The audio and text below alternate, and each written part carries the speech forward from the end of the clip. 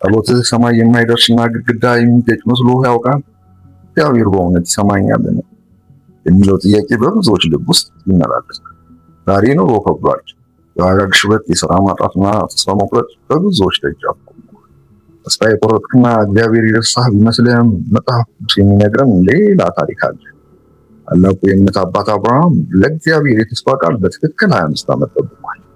ይህ ረጅም መዘግየትና እንዲሁ የመጣ ሳይሆን ዛሬ ላለህበት ማንኛውም አይነት የጥበቃ ጊዜ የሚሆን ታላቅ ሚስጥር የያዘ።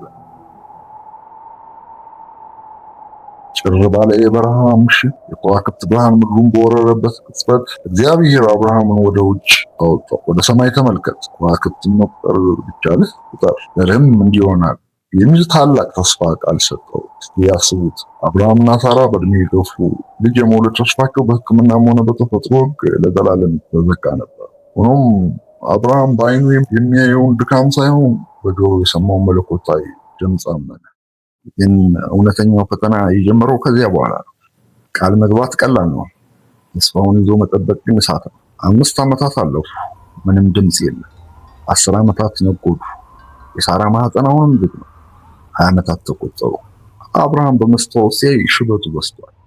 ፊቱ ላይ ያለው መጨማደድ ጨምሯል። ጎረቤቶቹና አካባቢው ያሉ ሰዎች የሰማው ድምፅ እውነት ነበር እያሉ በስውር ይሳለቁበት ይሆናል። ትልቁ ስቃይ እግዚአብሔር ዝምታ ነው።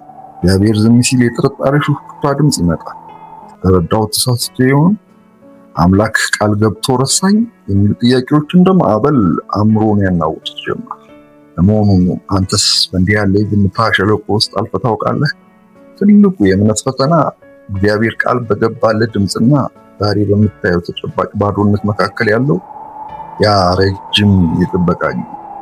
አብርሃም ግን በዚያ ጨለማ ውስጥ ማለፍ ነበረበት። ምክንያቱም እግዚአብሔር ታላቅ ተአምር ከማድረጉ በፊት ታላቅ ትዕግስትን ነበር። ነገር ግን ትዕግስትም ልክ አለው። አብርሃምና ሳራም በመጨረሻ ተሰበሩ። የሰው ልጅ የጥበቃ አቅሙ ሲሟጠጥ እግዚአብሔር ለመርዳት መሞከር ይጀምራል። ሳራ የራሷን መፍትሄ ያቀረበች፣ አጋር ወደ አብርሃም ገባች። ነገር ግን የሰው ልጅ አቋራጭ መንገድ ሁልጊዜም አዲስ ስቃይ ይወልዳል። በቤታቸው ውስጥ ግጭት፣ ቅናትና ጸጸት ነከሰ። ይህ ስህተት ተስፋ ቃሉን አላጠፋም፣ ነገር ግን የጥበቃውን ጊዜ ይበልጥ መራር አደረገው። ስንቶቻችን እግዚአብሔር ዘገየ ሲመስለን በራሳችን አቋራጭ መንገድ ሂደን ሕይወታችንን ነው ጊዜው ነጎደ። አብርሃምም 100 ዓመት፣ ሳራ ደግሞ 90 ዓመት ሞላቸው። አሁን በተፈጥሮ ሕግ ተስፋው ሙሉ በሙሉ ሞቷል። ነገር ግን እግዚአብሔር የሚመጣው የሰው ተስፋ ሲሞት፣ መለኮታዊ ቃል ዳግመኛ መጣ። እግዚአብሔር የሚሳነው ነገር አለን የሚል ድምፅ አስተጋባ። ሳይታሰብ በዚያ ባረጀ ድንኳን ውስጥ የሕፃን ለቅሶ ተሰማ። ይስሐቅ ተወለደ። ይስሐቅ ማለት ሳቅ ማለት ነው። እግዚአብሔር በአብርሃም ቤት ውስጥ የደስታ ሳቅ መለሰ። ልብ በሉ፣ እውነተኛው ተአምር የሕፃኑ መወለድ ብቻ አይደለም። ትልቁ ተአምር በዚያ ሁሉ ስህተት፣ ዝምታና መራር ጥበቃ ውስጥ አልፎ ያልጠፋው የአብርሃም እምነት። እግዚአብሔር የሰጠህን ተስፋ ከመፈጸሙ በፊት አንተ በእሳት ውስጥ አልፈህ እንድትጠነክር ያደርጋል። ተስፋው ሲመጣ ብቻ ሳይሆን ስትጠብቅም እግዚአብሔር ካንተ ጋር ነበር። እግዚአብሔር አብርሃምን ለምን 25 ዓመት እንዲጠብቅ አደረገው? ሁሉን ቻይ የሆነው አምላክ በአንድ ጀንበር ተአምር ማረጋግጦት ነው? በፍጹም። እውነቱ ግን ነው። እግዚአብሔር በዚያ ረጅም ዘመን ውስጥ የተስፋ ቃሉን ብቻ ሳይሆን ባለተስፋውንም ሰው እያዘጋጀው ነው። የሕዝብ አባት ለመሆን ልጅ ብቻ አይበቃም። ያንን ታላቅ መለኮታዊ ኃይል የሚሸከም የተፈተነ እምነትና የጠነከረ ማንነት ያስፈልጋል። አብርሃም ይስሐቅን ከመቀበሉ በፊት በእግዚአብሔር ላይ ያለውን ፍጹም መታመን መማር ነበረበት። ታላቅ ነገር በቶሎ አይመጣም። እምነት የሚጠነክረው በዝምታ ውስጥ ነው። ማንነት የሚገነባው ደግሞ በትግል ቶን ውስጥ ነው። እግዚአብሔር የሰጠህን ተስፋ የሚያዘገየው አንተን ለመጣት ሳይሆን ተስፋው ሲመጣ መሸከም እንድትችል ውስጣዊ ጡንቻህ ያበረታታው ስለሆነ።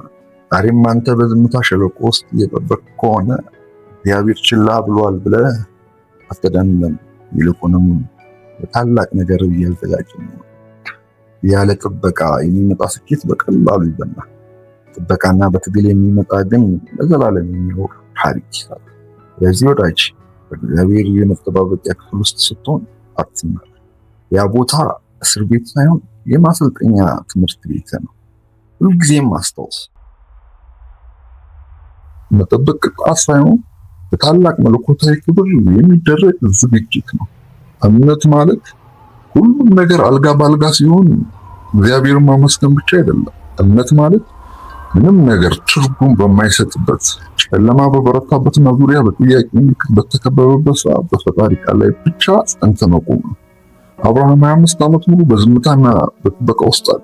የሰውነቱ መዛል፣ የዘመኑ መግፋትና የሰዎች መሳለቅ የእግዚአብሔር ተስፋ ቃል ሊገቱት አልቻለም። በመጨረሻ ግን እግዚአብሔር ቃል የገባውን የሚፈጽም የታመነ አምላክ መሆኑን ለአብርሃም ብቻ ሳይሆን ለዓለም ሁሉ አረጋግጧል። ለአንተም የምነግርህ ታላቅ እውነት ነው። ዛሬ ተስፋ አትቁረጥ። የጥበቃ ጊዜ ማብቂያ ደርሷል። ምናልባት ዛሬ የጥበቃ የመጨረሻው ምሽት፣ ነገ ደግሞ የተስፋ ቃልህ የትግበራ ቃል ሊሆን ይችላል። የአንተም ይሳቅ በመንገድ ላይ ነው። ተስፋ ቃልህም ካሰብከው በላይ እጅግ በጣም ቅርብ ነው። ምክንያቱም ቃል የገባው የታመነ ነውና። በዝምታም ውስጥ ቢሆን እሱ ከአንተ ጋር እየሰራ መሆኑን አትዘንጋ። አምነህ ጠብቅ። ተአምር በእጃፍ ላይ